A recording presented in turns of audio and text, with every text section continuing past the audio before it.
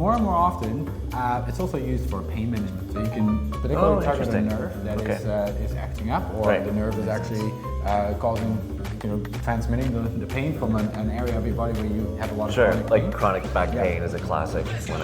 Exactly, yeah. Hey Joris. Hey Nick. I noticed that we're doing a lot of minimally invasive products these days, and I wonder if we can talk about that a little bit. Like, what do you think the most compelling technology is that we're working on? Well, good question, Nick. It's actually true. Like, a lot of times these days, when you go to the hospital to, for example, get a tumor removed, that can be done through a minimally invasive procedure. And the technology that makes that possible is ablation. Ablation, and what is ablation? Well, ablation is a technology that is used to remove a piece of tissue. So typically it's done by a healthcare professional. Sure. In a kind of surgical setting.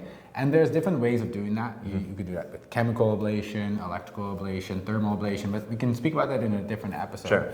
For the time being, let's focus on what ablation actually enables in the surgery. Absolutely. So it is, as you mentioned before, it's a minimally invasive procedure. So the advantage to the patient is that where a patient probably had to spend, let's say, a week in the hospital beforehand, now they only have to spend 1 or 2 days. So that's an incredibly, a relief to the healthcare system, and also much more friendly, patient friendly. Absolutely, I'd like to not spend as little time as possible in the hospital. Exactly, and most patients are exactly like that. So, so that's an amazing thing. So ablation enables these minimally invasive procedures. It targets a particular tissue, and you can think of that as this technology that removes the tissue is actually on like a flexible catheter that can be moved into your abdomen under anesthetics, and then go into the target area and remove that tissue. So that is, you can think of that as a tumor. A tumor can be removed that way, especially small tumors. It's good for that.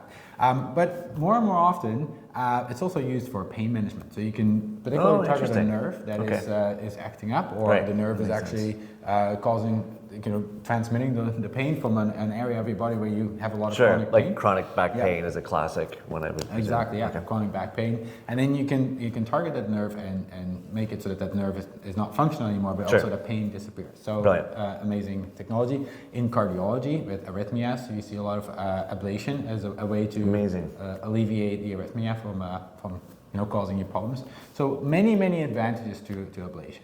The only kind of downside to ablation is that if you think about it, you're not really opening up the body, so you can't see. So you typically need like more sophisticated imaging technology to get it all done. So therefore, it's done in larger centers, but it doesn't mean that then the patient has to be in hospital for a long time. So there's still a lot of advantages to the healthcare system and to the patient. But you do need that imaging. I guess that makes sense. I think about ablation, that I'm familiar with, like sanding, for example. I want to see when I'm sanding down, otherwise it makes it kind of a terrible job.